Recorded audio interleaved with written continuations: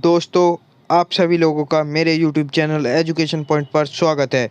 इस वीडियो के माध्यम से मैं आपको बताऊंगा कि आपका जो 2021-22 में आपका जो बोर्ड का एग्ज़ाम होगा इंग्लिश का क्लास 10th का, वो किस बेस पे आने वाला है, कैसा आने वाला है, वो मैं आप लोगों को इस वीडियो में दिखाने वाला हूँ और बताने वाला हूँ। तो चलिए अब हम शुरू करते हैं। तो दोस्तों, अब मैं आ चुका हूँ अपने PDF की स्क्रीन पे। ये हमारा क्लास 10th का हाफ ईयरली का पेपर है। आपके ये सेम क्वेश्चंस नहीं आएंगे। इसके बेसिस पे जैसे पेपर आपका ये बना है सेक्शन ए रीडिंग, आपका इस तरह का पेपर आने वाला है आपके बोर्ड्स की परीक्षाओं में। तो चलिए अब मैं आपको बताता हूँ आपका क्या क्या आने वाला है, कैसे कैसे आने वाला है। तो सबसे पहले मैं आपको बता दूँ आपका क्या क्या आने वाला है। क्वेश्चन 1 में आपके ये अनसीन पैसेजेस आने वाले हैं, जो कि आपके कुछ इस तरह है। आपका ये एक पूरा पैसेज होगा, ये पूरा पैसेज होगा आपका। तो सबसे पहले जैसे कि आपका ये पैरा है, पैरे में से आपके 4 क्वेश्चन आएंगे, जो कि आपको इस पैरे में से देख के ये चारों के चारों क्वेश्चन करने होंगे। उसके बाद आपका और में आएगा एक और पैसेज, आपके 2 पैसेज आते हैं। एक पैसेज आपका ये रहा, एक आपका ऊपर चला गया। इसके भी 4 क्वेश्चंस होंगे, जो कि आपको इस या तो आपको ये वाला पैरा करना होगा, या आपका जो अभी मैं पहले दिखाया था पैरा आपका, या तो आपको वो पैरा करना होगा। और ये 4 क्वेश्चंस आपको पैरे में से ढूंढ के करने होंगे अपने खुद।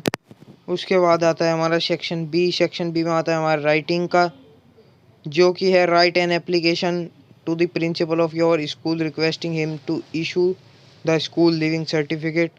आपको या तो ये एप्लीकेशन लिखनी होगी, या आपको लिखनी होगी write a letter to your friend boosting his confidence for the national level badminton competition he she is going to participate इन।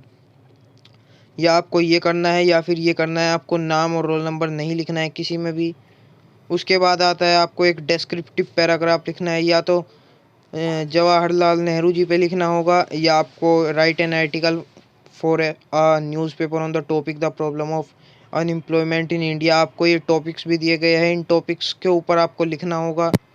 उसके बाद हम आगे बढ़ते हैं, जिसमें कि आपको identify the noun in any one of the following sentences and write them along with it kinds and proper explanations।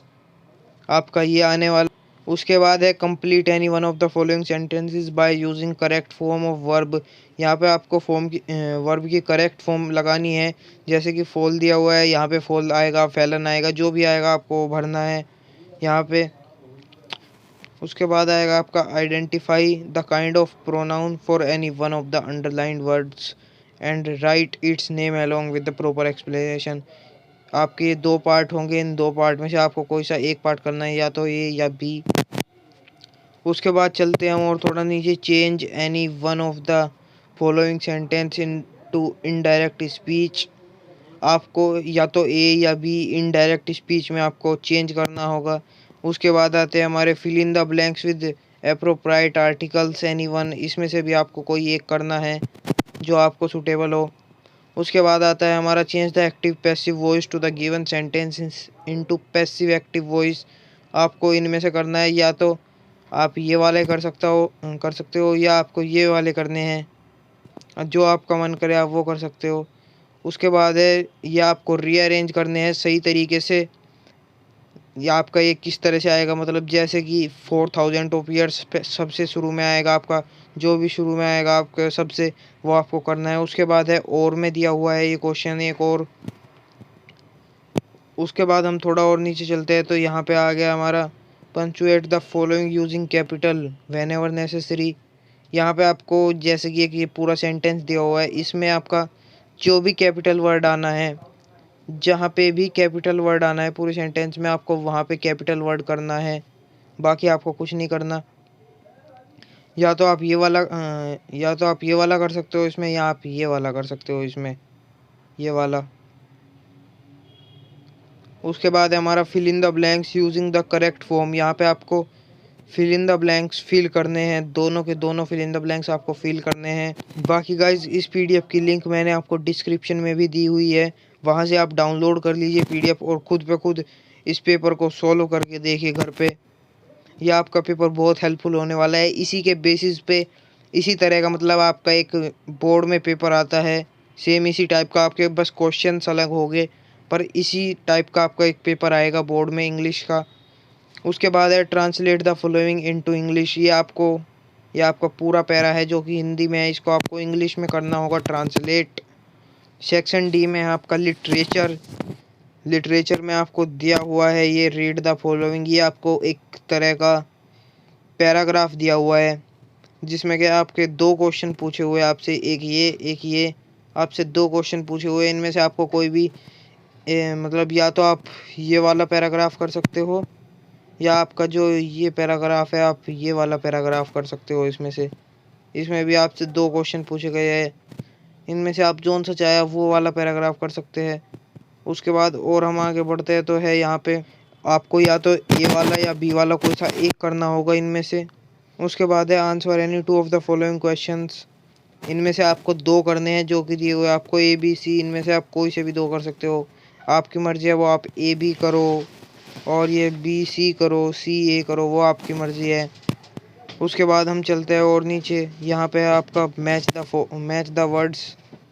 यहाँ पे आपको ये दिए हुए हैं, इनको आपको मैच करना है। लिस्ट ए दी हुई है, आपको लिस्ट बी दी हुई है।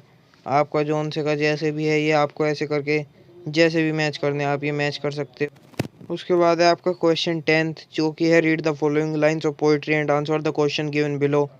यहाँ पे आपको एक पोएम दी हुई है जिसकी जिसके कि आपको ए और बी दो क्वेश्चन होंगे।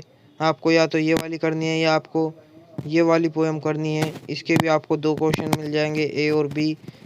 या तो आप ये वाली पोएम कर सकते हो या आपकी जो ऊपर वाली पोएम है आप वो वाली कर सकते हो, या फिर आपको गिव द सेंट्रल आइडिया। आप उसके बाद क्वेश्चन नंबर 11 है। उसके बाद आपके आता है क्वेश्चन नंबर 11 जिसमें कि आप या तो सेंट्रल आइडिया लिख सकते हैं या 4 लाइन आप पोएम की लिख सकते हैं।